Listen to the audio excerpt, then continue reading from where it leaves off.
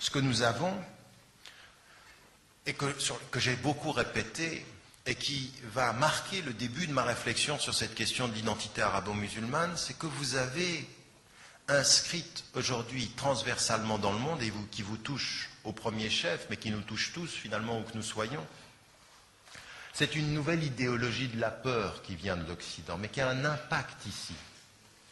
Il y a un impact phénoménal. La grande majorité des gens qui sont dans cette salle ici, là, maintenant, ou qui sont dehors, s'ils sont venus, c'est que souvent ils me connaissent par la télévision, mais pas par la télévision marocaine. Vous me suivez? Par la télévision française. Et ça a un impact. Souvent, quand vous me voyez réagir aux attaques qui viennent de l'Occident, ça vous touche jusqu'au Maroc, mais ce n'est pas un hasard. Ce n'est pas un hasard du tout. C'est-à-dire que tout cet enjeu, tout ce débat aujourd'hui, il est lié aussi à quelque chose qui s'est développé, qui est l'entretien d'une idéologie de la peur. C'est-à-dire l'idée en Occident que cette présence musulmane en Occident est cette référence musulmane au Maroc, en Algérie, dans tout le pourtour méditerranéen, jusqu'en Turquie, elle est problématique parce que le référent de cette culture arabo-musulmane, cette dimension islamique, elle est transnationale, internationale et problématique. Et donc, l'enjeu, c'est que ce qui se serait passé naturellement comme un référent auquel on vient en temps de globalisation, parce que c'est normal, parce qu'il est normal, par exemple, que le pape Benoît XVI, en Europe, devant cette émergence profonde d'une sécularisation qui n'est plus la neutralité du religieux, mais l'absence du religieux, voire la négation de Dieu, il est normal que le pape redise, et on l'entend, que les racines européennes sont chrétiennes. Il redit, il réaffirme une identité, comme quelqu'un qui a peur. Attention à cette globalisation qui lamine au nom de la sécularité la dimension de la transcendance. C'était normal qu'ils disent ça. Et les musulmans, il était normal, et il est normal qu'ils en viennent à cette affirmation d'une dimension religieuse en temps de globalisation qui questionne. Et quand vous voyez que ce registre naturel, que cette attitude naturelle s'inscrit, eh bien, l'idéologie de la peur va lui donner une qualité différente. Maintenir un discours international sur l'islam comme étant problématique à l'époque contemporaine. Il n'y a pas un jour qui passe où vous n'entendez pas dans les médias l'islam dans une de ses tendances, dans une de ses expressions, dans une des controverses internationales est problématique et pousse le référent identitaire à être un référent peureux, craintif. Et vous avez deux phénomènes. Une idéologie de la peur qui donne à l'Occident un sentiment de peur, l'idée d'une possible colonisation.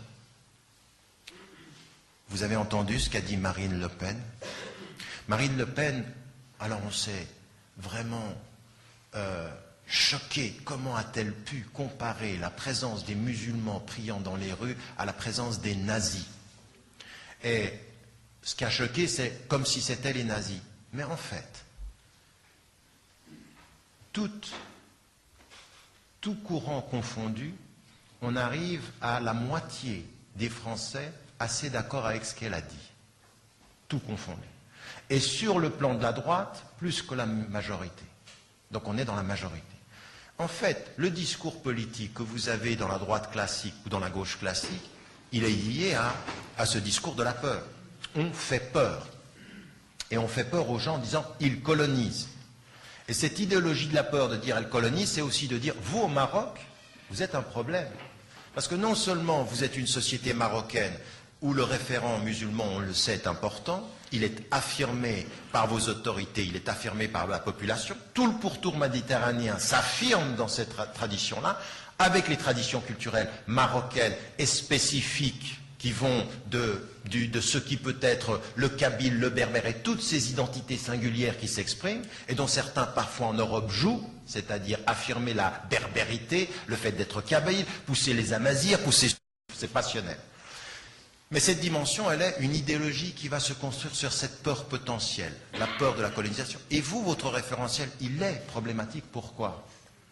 Parce que on renvoie ce référentiel islamique comme problématique dans une peur d'une potentialité de vous arrivant en Europe comme des immigrants et comme des personnes qui allaient apporter du travail.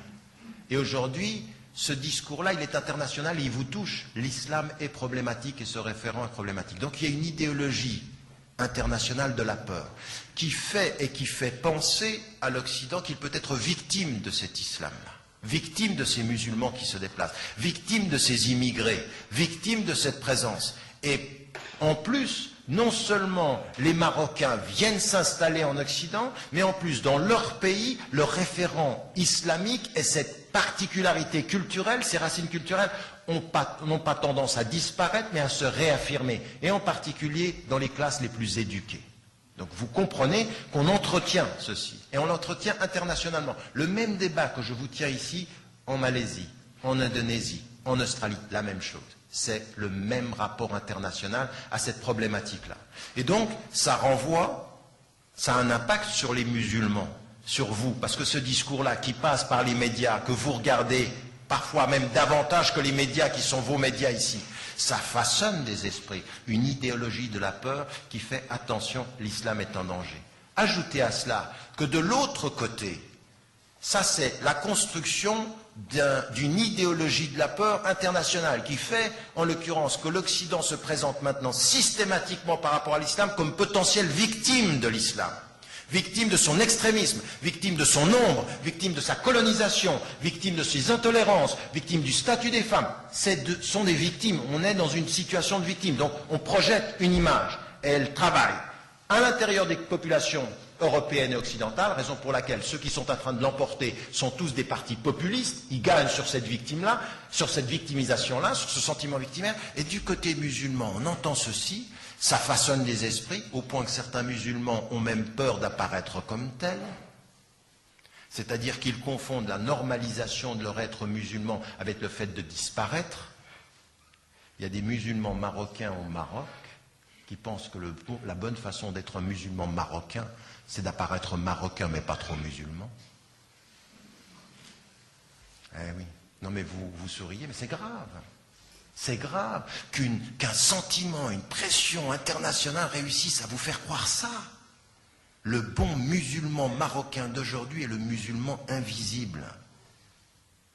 Tu peux paraître arabe, mais tu enlèves tout le différentiel.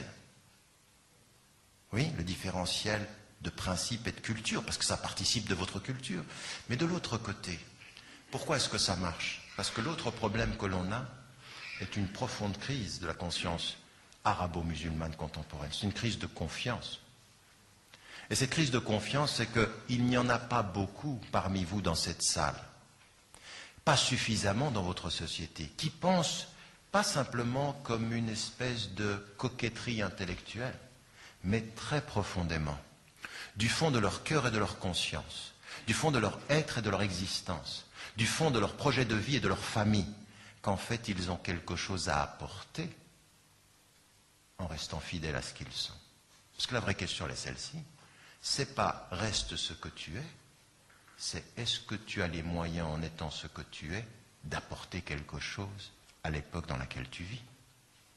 C'est ça. Parce que éduquer quelqu'un à être ce qu'il est si bien, mais s'il se sent inutile, ça ne va rien changer, il ne va rien apporter. Vous n'éduquez pas vos enfants à dire « reste ce que tu es », c'est « reste ce que tu es, sois utile à la société ». Éduquer, c'est donner de la valeur. Éduquer, c'est je te donne les instruments de la contribution, ce n'est pas simplement les instruments de la réussite personnelle. Oui, ça devrait être ça. Mais si cette confiance en soi manque, si cette conscience de l'identité, elle est frileuse, elle est peureuse, elle n'a pas les moyens de son assurance, eh bien les deux logiques se rencontrent. L'idéologie de la peur rencontre le manque en termes de confiance. Et quand un des sujets manque de confiance et que de l'autre côté on joue sur sa peur, eh bien l'un renforce l'autre et se neutralise. En d'autres termes, vous n'apportez rien. Vous n'avez pas d'alternative. Vous n'êtes pas dans l'alternative, vous êtes dans le recroquevillement identitaire. Ou c'est même encore pire parfois, vous êtes dans la défense identitaire linguistique